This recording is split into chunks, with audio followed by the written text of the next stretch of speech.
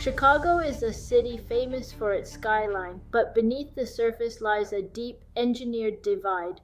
The vast differences in wealth and even life expectancy across our neighborhoods are not accidents. They were intentionally designed. At the center of this engineering was redlining, a state-sanctioned practice that systematically starved minority neighborhoods of capital and locked black families out of the American dream. It began in 1935. The Home Owners Loan Corporation created maps that would dictate the city's future for the next century, grading neighborhoods from best to hazardous. The grading was explicitly racist. In the assessor's files, the presence of even a single black family was enough to automatically downgrade an entire neighborhood to grade D red. The language used was chilling. Minorities were referred to as subversive elements whose very presence was seen as destroying the value of real estate. On the south side, cornered by these federal borders, black Chicagoans were physically and financially trapped in a narrow corridor known as the Black Belt. Despite the barriers, neighborhoods like Bronzeville flourished as the Black metropolis, a self-sufficient center of culture, jazz, and intellect that rivaled the Harlem Renaissance. But the beauty was shadowed by a brutal reality, extreme overcrowding. With nowhere to expand, families were forced into subdivided kitchenettes, the only housing available to them. Denied conventional mortgages, families relied on predatory contract sales. You paid for years, but missing a single payment meant immediate eviction and the total loss of every cent of equity. As the population grew, the boundaries pushed westward. The move into neighborhoods like Lawndale and Austin was met with a new form of economic warfare, blockbusting. Speculators used psychological warfare to trigger white flight.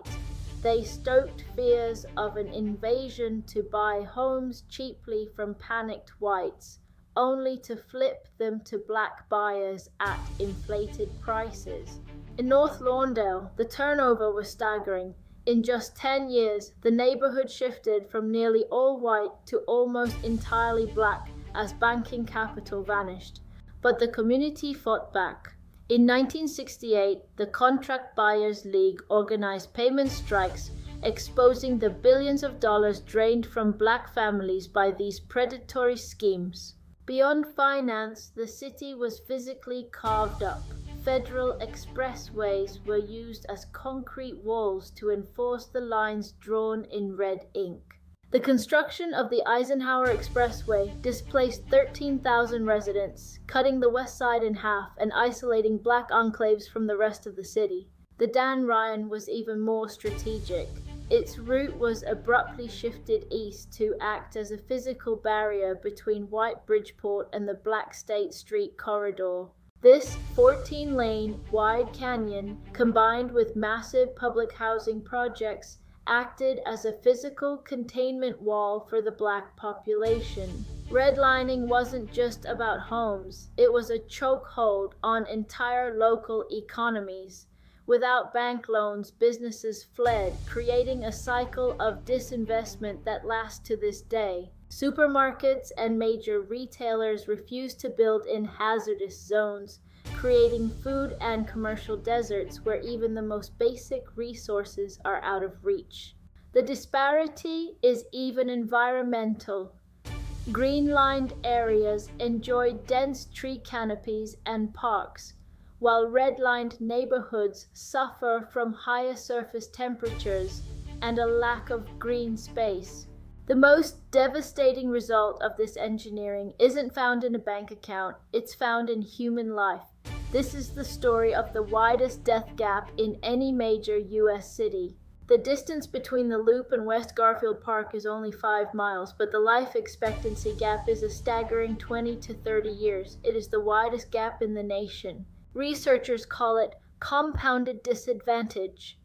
The stress of disinvestment and lack of healthcare access are direct results of the boundaries drawn 90 years ago. The Fair Housing Act of 1968 banned redlining, but over 50 years later, the socio-economic map of Chicago has barely changed. The engineering is still in place. The structural racism of 1930s Chicago ensured a wealth chasm that still defines our city today. Understanding this history is the first step toward dismantling the red lines that still divide us. Thank you for joining us for this deep dive into Chicago's history. If you believe this story needs to be told, please like this video and subscribe for more investigative history. Until next time.